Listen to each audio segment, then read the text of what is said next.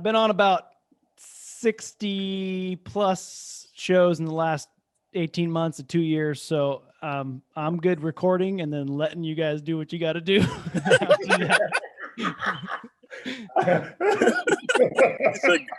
good luck with the editing, huh? Yeah, 60, good luck, guys. 60 done, 0 editing. Just fire and forget, right? Yep. Whenever I'm a guest, anyway, that's for sure. And I don't do our on our podcast. We're at almost 300 episodes, and I'm not a host. We've got 2 of my partners do that whole show. So that's awesome. I love it. Okay. All right. Here we go. All right, ladies and gentlemen, thank you so much for coming back. Welcome to the Commercial Finance Podcast with Lee-Chandler. Today I'm joined with my amazing co-host, Hank Hunt. And we have an amazing guest for us today, Eric Upchurch. How are you doing, Eric? I'm doing great. It's been nice talking with you guys, getting to know you a little bit. Absolutely. And so with that being said, for those of you guys who are wondering, who is Eric? Why is he important?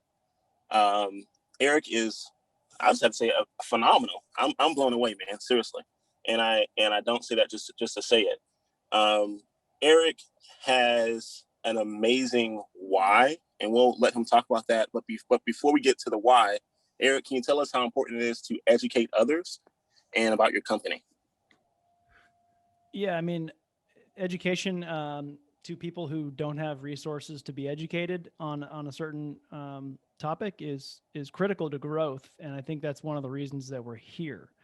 Hank, you said it earlier. You kind of echoed that sentiment. You don't know what you don't know, and I've been enlightened on several investing opportunities and was curious as to why others weren't, and it's a matter of exposure. So our platform, Active Duty Passive Income, teaches veterans and active duty service members, families, spouse, reservists, how basically anyone who is served, past or present, and their families, how to invest in real estate. And to go a step further than that, it's single family, multifamily, how to earn passive income, how to find a purpose. And I know we'll talk about that later, but we are one critical element to preserving hope in a military member as they transition.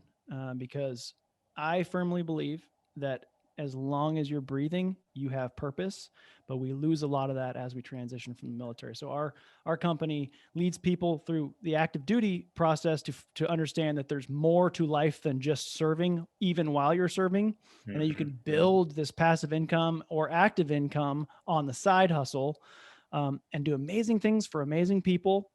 But you can also do it after you transition out, and it's a great way to supplement your W-2 or to go full-time into it. So we've created a niche where military and real estate investors collide, and it's starting to become quite a bit more than that. From my perspective, that is an amazing niche market, only because from personal experiences, all too often, I'm going back to the Vietnam era. When we came out of Nam or back from Nam, we were not welcomed. We were considered scum in so many ways. And, in that, you never get rid of that feeling. Mm-hmm. But then to find someone like yourself who's actively reaching out and trying to help individuals who've worn the uniform of the country, who've shed blood for the country, I get goosebumps just knowing that somebody else cares and someone else is trying to make a difference in the lives of those who have served and who continue to serve. So I thank you, and I'm in the education receive mode today, Eric. And again, I can only say thank you, and anyone who's listening to this podcast, if they would just close their eyes for a moment and visualize themselves on the battlefield and try to sense what it would be like to know that you're in a hostile environment and may never take another breath in your life, and get back and find someone who's willing to let you know that there's life after military. That I'm speechless, my friend. That's almost impossible empathy to expect. And I would love if every person that I talk to could understand why I said something the way I did, or why it's so important to me to end veteran homelessness this decade, or why it's so important to me to educate the next veteran or active duty service member on how to live their life after. It's really hard. But one thing that I'll do for your listeners that will help paint a picture for those who haven't served, or maybe they have family that served. Everybody knows somebody who's served. So Mm-hmm. this will paint a picture for people, I think, just to empathize a little bit. And so we see all the time in the news, veterans struggling, or veterans suicide, or, alcoholism, or arrests, or drug abuse. Suicide's the big one, right? Why is that happening? Let me tell you why that's happening. When you're a service member, you have team, you have a sense of purpose, you have awards, accolades, the best training, the best mission, you know where to be, when, in what uniform. You have a real sense of purpose and mission. So you're also getting serotonin, dopamine, and adrenaline injections on a regular basis, and you love it. Mm-hmm. Mm-hmm. So now, all that's a real big picture, right? And that's why people say, I can't wait to go back on my next deployment. It's a biological thing. It's not like you're crazy, man or woman. You're like, man, that was exciting. That one time we flew over Baghdad and an RPG locked onto a helicopter, I almost crapped my pants, but man, what an experience, right? Okay.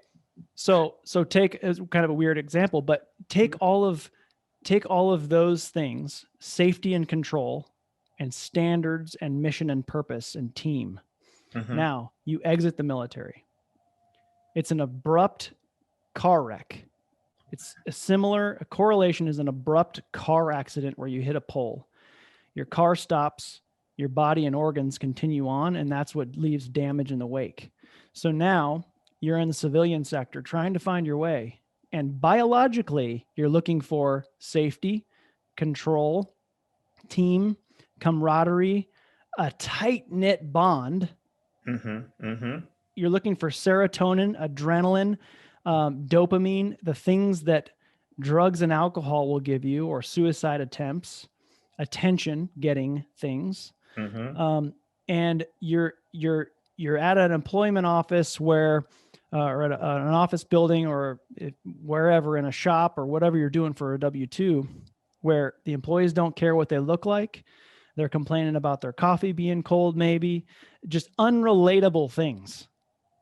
And so now you can see, I hope that paints a little bit of a correlation or a picture for somebody for why you see a veteran, specifically the most highly trained people on the planet, to do very specific things and be very good about it with safety and control completely in hand. Expectations set, they derail. It's not their fault. If they have purpose, if they can discover new self-worth and sense of purpose, why am I breathing? We are the best, most hireable people on the planet. So empathize with those who are struggling. Even if veterans don't know they're struggling, recommend that they go get checked out. When I left the military, I was in a special operations unit my entire time in service, and I did not think I had anything wrong. I buried a lot of my friends physically as the burial detail NCO. And I didn't think I had anything wrong because I was getting the dopamine, serotonin, and I was just like, yeah, the special operations is fun. We're doing good things. We're getting the bad guys. I got out and I found myself in San Francisco on 3rd Street off ramp one day, going to present to some people at my job in sales.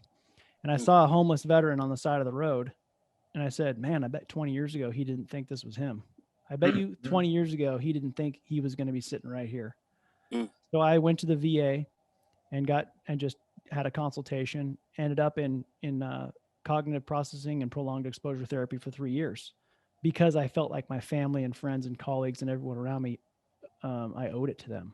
Not because I felt like anything was wrong, but tears were shed. And I realized that there's some real things that everyone who serves should go get checked out. So now I just took up about 10 minutes of time. I hope that gave some perspective to those who are like, why hire a vet? Or why is that guy trying to, why is he ruining his life? Why is he getting divorced all the time? Why is he drinking too much? But see, that's Eric, that's part of realism that brings to bear the fact that mental health issues run rampant in society, but in the military, it's a different type of mental health issue. And that, as you said, that sense of purpose is not there, or the individual who is highly skilled, highly trained, get it done now, comes into a work environment, brings that training, that level of discipline to the office, and now people are intimidated and saying, "Hey, man, slow down! Don't do all of this." And he's like, "Hey, but that's what I'm here for. Want to get it done now." So yeah, you're right. And then we get a bad reputation because someone may have been intimidated or threatened by us.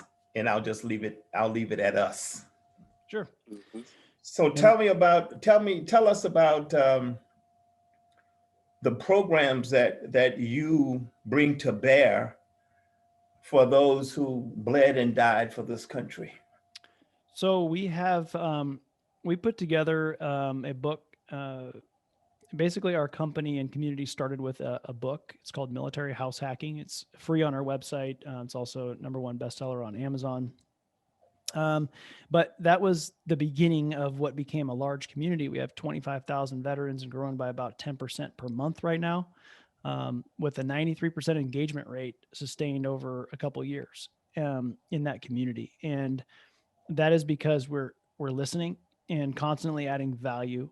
And so adding value to the things that people say they need is critical in any solution, in any solution-based business, right? And so we heard that they needed education. We created the Military Real Estate Investing Academy. We created the Military Multifamily Academy. And then more things spawned from there. I mean, lending and, in-house lending. We own a mortgage company. We own an insurance company, a real estate brokerage.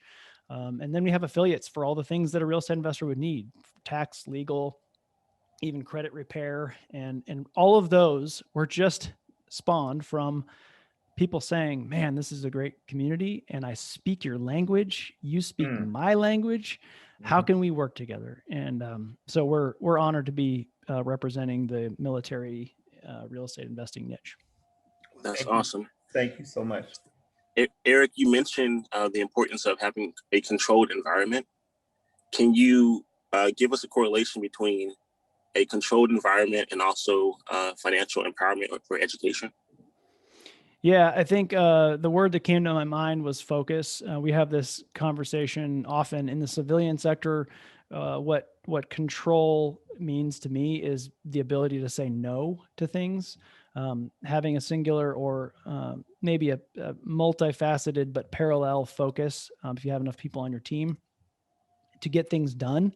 We do have the tendency in the military to be a bull in a china shop sometimes with like, I want to be productive, but to me, control in a business setting or in a learning setting is learn one thing, be focused on it, exercise it. So put it to action, see how it went for you, see how you feel about it, see what you learned and what you need to tweak, and then continue that path, or learn horizontally and focus on a new thing that's maybe better suited for you. And I say that because when I started in real estate investing several years ago, I learned, flipping, kind of went to a flipping seminar and kind of was like, oh my gosh, I read Robert Kiyosaki, Rich Dad Poor Dad. And that was the spark. It was what it was. It was like, wow, I didn't know people did that really, Then it was,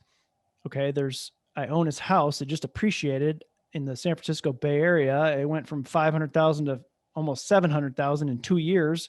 We sold that house, and I was like, could I be intentional about this? So that was my using the VA loan, it was my military house hacking version, my capital building phase. And then I was like, well, I'm being pretty intentional about real estate investing.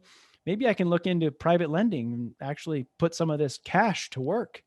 Or maybe I can be a limited partner in a syndication because I have a buddy who told me about it one time.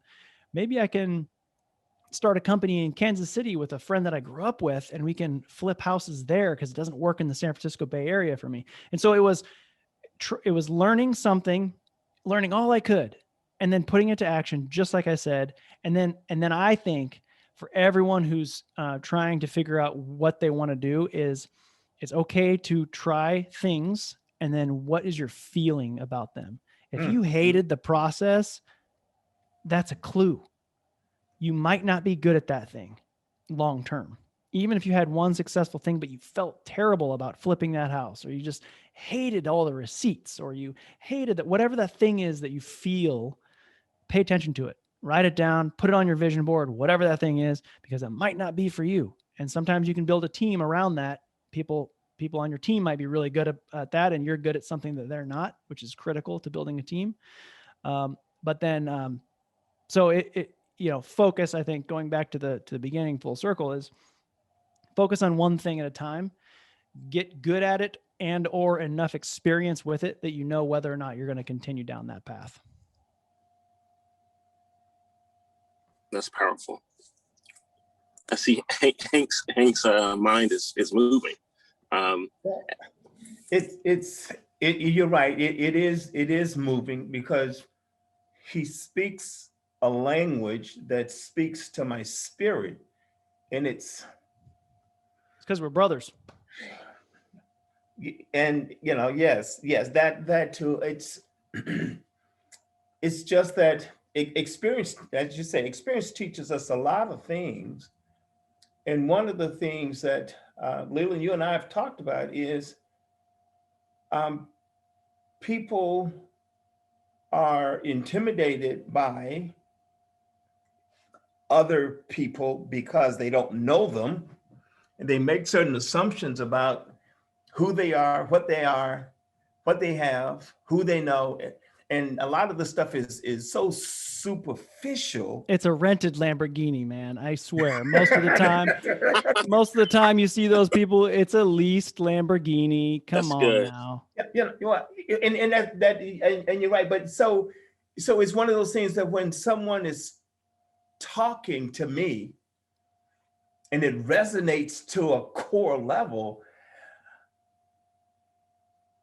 I'm usually not at a loss for words, and just to find the young military people, and I call them young, that have a place, someone that is there to help them. So how do people find you? You're there, okay? You say you've got 25,000 followers and it's growing. Because normally at every military installation, they've got someone that is tasked with helping military to transition in or transition out. Yeah. But that's a different type of process. That's not helping them. That's just getting them out the way. Yeah. Yeah. And there are some basic, like, quote unquote, educational tracks that people have to go through the transition assistance program, the Army program to get you out, right? Or whatever. Mm-hmm, mm-hmm. But ultimately, to answer your question, it's outreach for us. I mean, some of this stuff is going to sound silly, but it's us finding them. It's us finding, through something as silly as an ad to something like working with groups like We Are the Mighty, which is a military media organization. Okay. We've done, we actually just partnered with $1 million listing New York broker Ryan Serhant. He's a Bravo TV star. He donated his real estate agent sales course to anyone in our community. And That's awesome. and then got on a live call last week to talk to everybody about the importance of selling. It was not even real estate sales, just being aware of how to sell and what motivates people one way or another. So it's strategic partnerships for sure. Getting the word out wherever we can, publishing books and donating books, donating houses, doing podcasts. It's the whole thing. And we're only 3 years into this. We're the premier brand for this right now and company and provider, but we will be much more prominent. And National Association of Realtors, that's a huge organization, just designated us an SME, a subject matter expert, to revamp their education for military real estate agents, for the military relocation professional. Do you have an event, any individual, something that is one of your proudest moments in doing what you do today? Yeah, we have a something I haven't mentioned yet, but we have something called Adpi Helps, which is helping everyone live post-stress. You know how we like acronyms in the military, right? So the helps is helping everyone live post-stress. All it is a PTSD and addiction, personal growth and development channel on Telegram that we use. We have monthly calls with either business professionals or mental health professionals or all kinds, like VA benefits professionals, not even real estate related at all, but it's a place where 24/7 military members can come in and just chat with somebody if they need to chat 24/7 on the app. So that's great. But we had on one of our first calls, we had a military member say, ADPI didn't just change my life, it saved my life. And so the ADPI Helps motto is save one life, simply save one life. I don't know what it was like when you were on active duty, but if you were active, when I was coming along, if you were on active duty and you had issues, yeah, you were considered a wimp or a wuss, and they would do whatever they could to get you out. Well, worse than that, in my unit, when you have a security clearance, yep, it pulled it. Yeah, I can't stay in the special operations community if I have behavioral health problems, right? So that was the stigma that was part of, and I felt like it was okay because I didn't feel like I had anything wrong, even though I was burying my friends. But that is the stigma, is like, you can't go see the psychiatrist even if you're hurting, because you could lose your job in a very specialized community that you worked hard to get into and thrive in. So the pressures. Hey, Eric, you had mentioned how you got started. And for any of the listeners who are still kind of wondering, how could they get started, who are veterans, can you tell them the importance of the VA loan? Yeah, I mean, only the last time I heard the stat, it was 13% of those who are eligible for the VA loan are qualified. I mean, are eligible for the VA loan and qualified are actually using it. And so what the VA loan is, for those who don't know, it's not a Veterans Affairs. It's not a loan through the VA. It is a product that veterans earn that allows you, it's an owner occupied loan. So you must live in the property, but it's 0% down financing with zero primary mortgage insurance, zero PMI. So typically if somebody does an FHA loan or, puts down less than 20%, they have to pay PMI, which is essentially, wasting dollars, but you needed the loan and you got into the property or whatever. So that's fine. But VA loan allows you to get in for 0% down, no PMI. And you can actually buy up to a fourplex with the VA loan. And so we talk about just opening a veteran's eyes to the fact, or active duty service members to the fact, that you can move to a new location that you're stationed, or after you get out, wherever you want for the rest of your life, you can buy for an example, a fourplex, live in one unit, rent out the other three, put 0% down on a fourplex, and just live in one unit. And your lender might have stipulations as to how long you have to live in that unit or in that complex. But if you wanted to add value to it and really increase the net operating income of the property and operate it kind of as a business, you could renovate the unit you're in and move when one of your three other tenants moves out, move to the different unit, and then rent out the one you just renovated for a higher price, increasing your cash flow, and then renovate that one and just kind of skip until all four of them are renovated. Maybe that takes you 8 years. Who cares? You just probably added tons and tons of value to that property, and you're probably living for free and cash flowing also. So that's just one good example. We have young lieutenants who are, or even E5s, young sergeants who are living off post, buying their first house, and they're single and they're renting out rooms to their friends. That's house hacking. That's military house hacking. They have basic allowance for housing that's paying for their mortgage. Yes. And their tenants, their buddies, their other enlisted members are also getting basic allowance for housing specifically to pay for their housing. And they can cash flow on a single family house also. So that's just something that, the military is never going to teach you those ins and outs. It's not their job. It's okay. It's just not their job. And so we've made it ours. Yeah, you just got to research the benefits that come to you by wearing the uniform. Right. All you need is an honorable discharge. That is correct. That's right. And a pulse.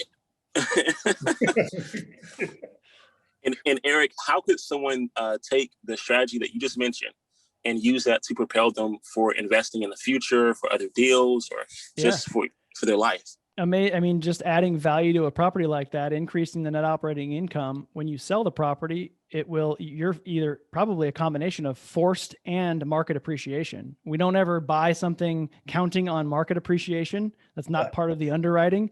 If it happens, fantastic. But buy something that needs a little bit of work and spruce it up and sell it. You could sell it for more down the road. And, I did that in the San Francisco Bay Area with my family in tow.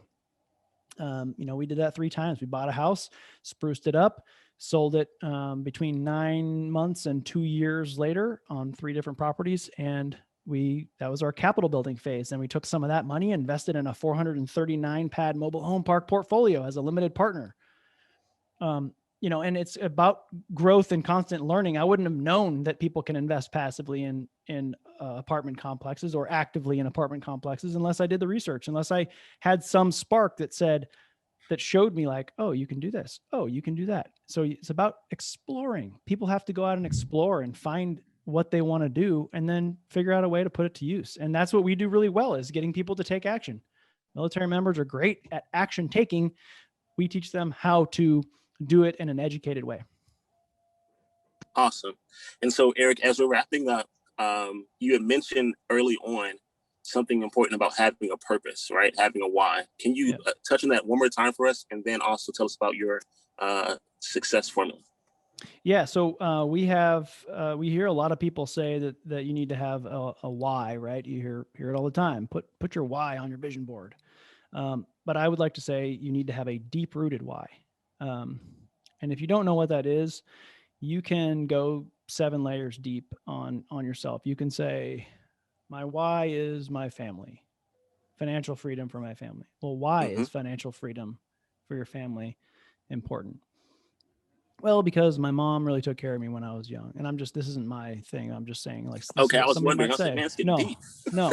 But because my mom really took care of me. And then, well, why is it important to make your mom feel a certain way? Well, because my mom had a hard. So you can figure out what is that driving force by asking yourself why to several questions and answers. Every time you answer it, or have somebody else do it to you, right? So for me, my deep-rooted why, the thing that's going to get me up out of bed every day, and I say this often, and it's part of our credo. I serve our community for the memory and pride of those who've gone before me, for they love to fight, fought to win, and would rather die than quit. So I do these things. There's nothing hard about real estate investing. There's nothing hard about entrepreneurialism. My hardest day is an easy day for somebody who's not breathing, for my brothers and sisters who are no longer here to feel those pains and growth, growth pains and successes and failures. It's an honor and a privilege to be able to do that. So having a deep rooted why is impactful, because on your worst day, you can go, at least I'm here. At least I'm still here. So that's why that's important. And then for the success formula, this is something that I take very seriously because it's tried and true. It's what I do every day. And it's pretty simple.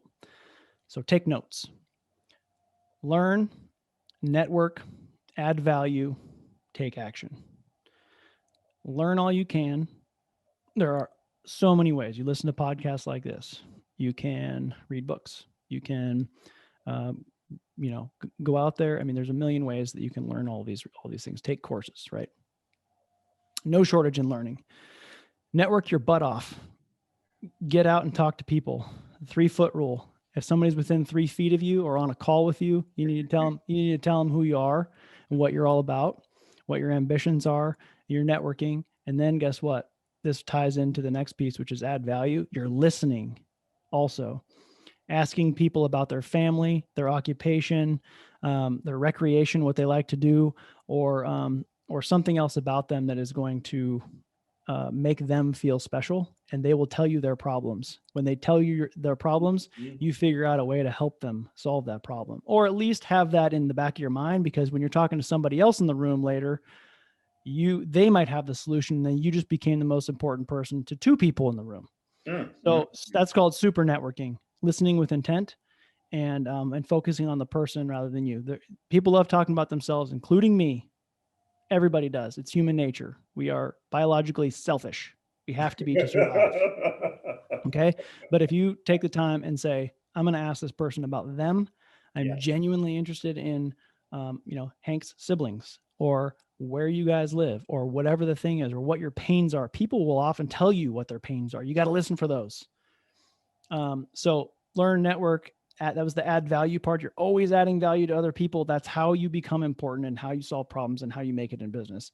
And then the last part is action. If you don't take action, none of it matters. None of the rest of it matters. So you got to try. It's left foot, right foot, left foot, right foot. So many people get stuck with left foot, left foot, left foot, left foot, left foot. You got to move forward. So try something. If it sucks, embrace the suck, move forward. And then, so learn, network, add value, take action. If you do those 4 things over and over with the intention to only be 1% better daily, success will hunt you down. You don't have to find it. That's amazing. Yeah. Wow. John Maxwell says, add value to others. Wow. That was awesome. Wow. Eric, where can the listeners find you? I'm on Instagram. I'm on Facebook. Instagram's at Real Eric Upchurch. You can find me on Facebook. You'll see my face, or just Eric Upchurch. If you're in the military, you can go to activedutypassiveincome.com. My email, please email me if you have questions, specifically eric@activedutypassiveincome.com. And glad to connect anytime. Awesome. Eric, thank you so much. Truly, truly, truly. Thank you so much, sir. Absolutely. Thank you. Thanks for having me, guys. Sir, thank you. I met a friend. So that's all I can say.